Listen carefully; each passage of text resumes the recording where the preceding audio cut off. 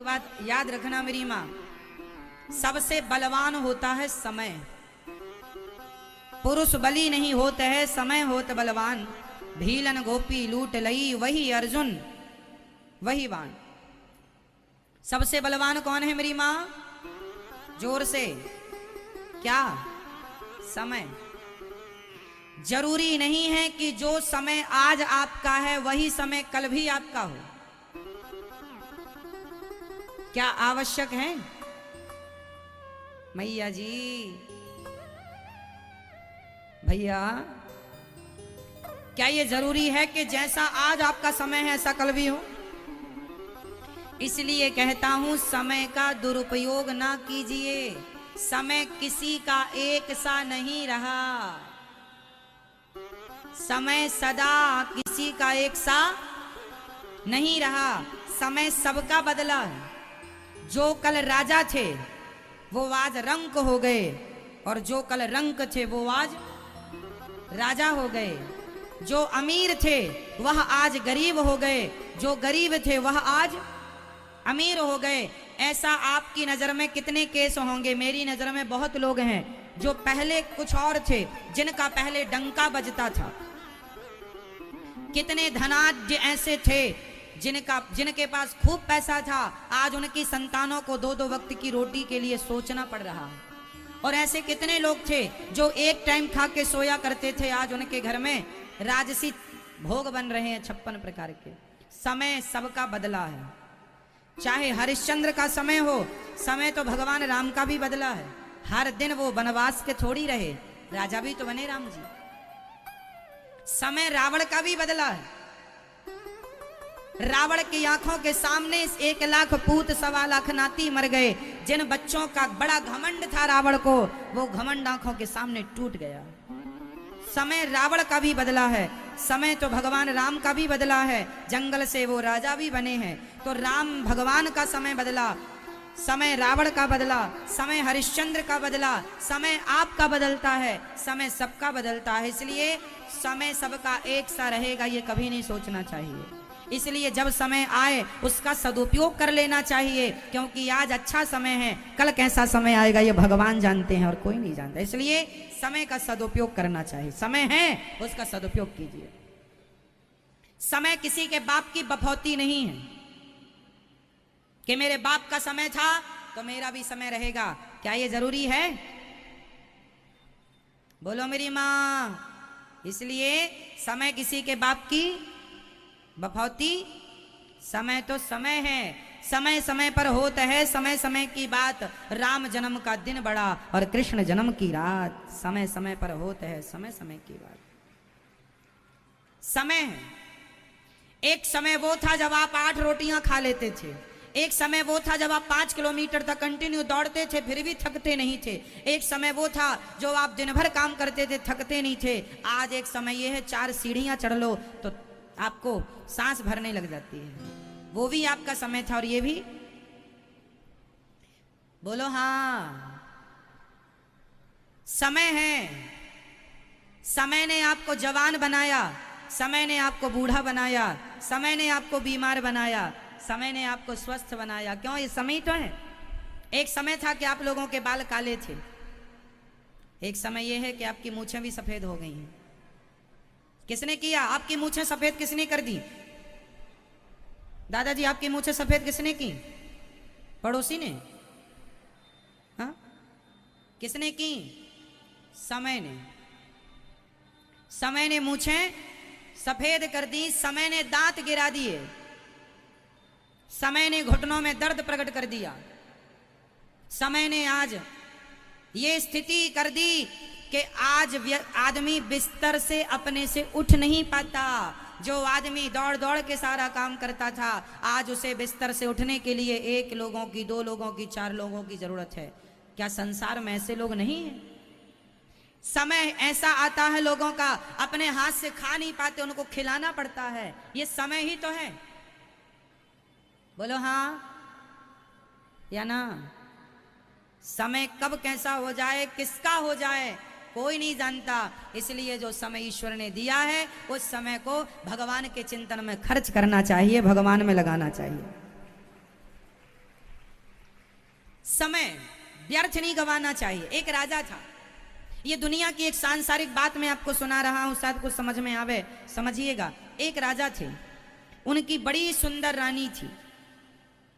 रानी, राजा बहुत अच्छे से रहते, राजा बड़ा प्यार करते थे रानी, क्योंकि रानी बहुत सुंदर थी। सुंदर थी रानी, इसलिए राजा बड़ा पास में था, बड़ा प्यार। बहुत समय बीतने के बाद अचानक रानी को पता नहीं क्या हो गया, रानी को एक रोग हो गया। वो सफेद दाग हो जाते हैं ना, सफेद दागों वाला रोग रानी को हो गया। रानी के शरीर में सफेद सफेद दाग होने लगे।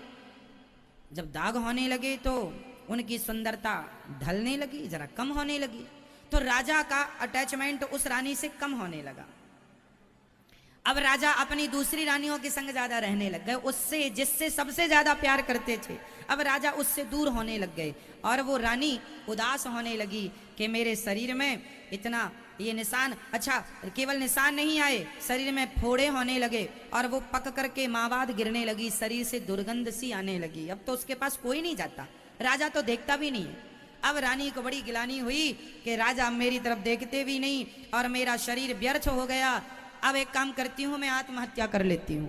तो रानी आत्महत्या करने चली, अपना राजमहल छोड़कर, अपना राजद्वार। अब तो उसकी तरफ कोई देखता नहीं था, कहाँ जा रही है, कोई फर्क नहीं पड़ता किसी को, क्योंकि वो पहले सुंदर थी, अब तो सुंदर नहीं है। चल पड़ी, महलों से निकल पड़ी और जंगल में जाकर के वो आत्महत्या, एक बड़ा सा कुंड था, उसमें कूद कर मरना ही चाहती थी कि वहां पर एक संत जी बैठे थे। संत जी ने कहा, देवी कौन हो? पूरा पता बताया, महाराज मैं फलानी की रानी हूं, मैं आज ये स्थिति है कि मैं, ये देखिए शरीर में क्या हो गया है। राजा अब मुझे देखते भी नहीं, जब तक शरीर में सुंदरता थी। एक बात बताएं, ये लोग आपको तब तक पसंद करते हैं जब तक आप में कुछ है। आप में कुछ नहीं है तो आपको कौन देखेगा? आपके पास पैसा हो तो लोग आपको देखेंगे, आप में शरीर में ताकत हो तो लोग आपको देखेंगे, आप में सुंदरता हो तो लोग आपको देखेंगे। कुछ भी नहीं है तो कौन देखने वाला है? क्योंकि ये दुनिया आपको देखती इसलिए है क्योंकि उसे अपना स्वार्थ सिद्ध करना है। इस धरती पर सब लोग स्वार्थी ही तो हैं। स्वार्थ लाग करें सब प्रीति, सुर नर मुरिजन की यह रीति। रानी बोली मर जाऊंगी, संत बोले मत मर, मैं तुझे ठीक कर सकता हूं, पर एक वचन देना पड़ेगा। रानी बोली बिल्कुल मैं आपकी बात मानूंगी, आप मुझे स्वस्थ कर दीजिए, मैं आपको वचन देती हूं, जो आप कहेंगे मैं वो करूंगी। संत जी ने कहा मैं तुझे स्वस्थ कर दूंगा, पर वचन ये दे कि अब जो तेरा शरीर है, बचा हुआ तेरा समय है, पूरा समय अपने शरीर से केवल भगवान का चिंतन करेगी, केवल तू रघुनाथ जी का ध्यान करेगी, केवल राम का ध्यान करेगी, केवल भगवान के चिंतन में अपना शरीर लगाएगी। यदि तू मुझे ये वचन देती है तो मैं तुझे स्वस्थ कर दूंगा। बचा हुआ समय तू भगवान के हवाले करेगी। उसने कहा मैं आपको वचन देती हूं, आप मुझे। संत जी ने कहा जिस कुंड में तू कूदना चाहती थी उसी कुंड में स्नान कर ले, तू स्वस्थ हो जाएगी। वो गई, स्नान की, बिल्कुल सुंदर, पहले से जवानी में जितनी सुंदर थी उससे भी ज्यादा सुंदर होके संत प्रभाव से निकल के बाहर आ गई। ये बिल्कुल सत्य घटना है, सत्य घटना है। निकल कर बाहर आई, बड़ी सुंदर हो गई, कहने लगी महाराज अब मुझे अपने चरणों में ही रख लो, मैं यहीं आपकी सेवा करूंगी, आपके संग भजन करूंगी। संत जी ने कहा तू अपने राज्य में जा और वहां रह के भजन करना, पर भगवान को ना भूलना। चली वापस। जब वो घर गई तो उसके पति राजा ने देखा, वाह तो बड़ी सुंदर। राजा फिर फुदक के वापस आ गया, बड़ी सुंदर हो गई हो, कहां गई थी, ये कहां से मिल गया शरीर इतना सुंदर तुम्हें? उसने कहा, राजा को उसने ज्यादा भाव नहीं दिया। उसने कहा महाराज अब आप अपना काम कीजिए, मेरा जो बचा हुआ समय है मैं भगवान की आराधना में लगाऊंगी, मेरे शरीर पर अब आपका कोई अधिकार नहीं है। मैं अपने शरीर से, मैं अपनी वाणी से, मैं अपने वचन से, मैं अपने कर्म से अब केवल रघुनाथ जी की बन करके रहूंगी, रघुनाथ जी का चिंतन करूंगी। मुझे अब आप त्याग दीजिए जैसा त्याग दिए थे। राजा दूर हट गए, वो अपना महलों में रह के भजन करती है और उसने अपनी बची हुई सांसें भगवान के हवाले की। संसार के बन के कब तक रहोगे? जब तक शरीर अच्छा है लोग देखते हैं, शरीर बूढ़ा हो गया कोई नहीं देखता। इसलिए मन भोगों में ना लगाकर भजन में लगाया जाए। भोगों से तो मन किसी का भरा ही नहीं, तो तुम्हारा क्या भर जाएगा। इसलिए ये भोग विलास हम सबको ठग रहे हैं, लूट रहे हैं। मत लूटो, मत अपने आप को, अपना समय जाने दो। समय भगवान के चरणों में समर्पित करो। बचा हुआ समय है ना, कितना खुश करोगे अब संसार के लोगों को। ये कभी खुश हुए हैं? कौन खुश हुआ है बताओ। सिर काट के रख दो आप संसार के लिए, फिर भी ये लोग खुश नहीं हो सकते। पत्नी पति को कितना भी खुश करे, पति पत्नी को कितना भी खुश करे, पर फिर भी कोई ना कोई कमी रह ही जाती है किसी ना किसी से। और वो कमी आदमी सारी जिंदगी गिनाता है, तुम में ये कमी है, तुम में ये कमी है। बाप अपने बेटों को कितना भी धन दे दे उनको खुश करने के लिए, फिर भी आजकल के कुछ बच्चे यही कहते हैं हमारे बाप ने हमें दिया ही क्या है। माँ अपना पेट फाड़वाती है बच्चों के लिए, माँ कितना दर्द सहती है बच्चों के लिए, पर वही बच्चे बड़े होकर कहते हैं तुमने क्या किया हमारे लिए।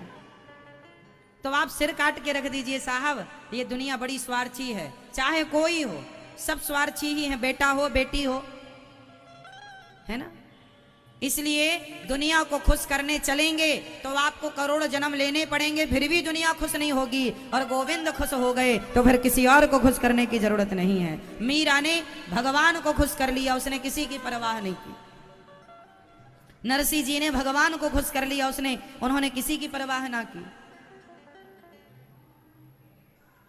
आप और हम भी समझें अब इन बातों को, संसार के चक्कर में ना पड़ो। ये संसार कभी किसी का नहीं हुआ मेरी माँ, तुम्हारा नहीं हो सकता।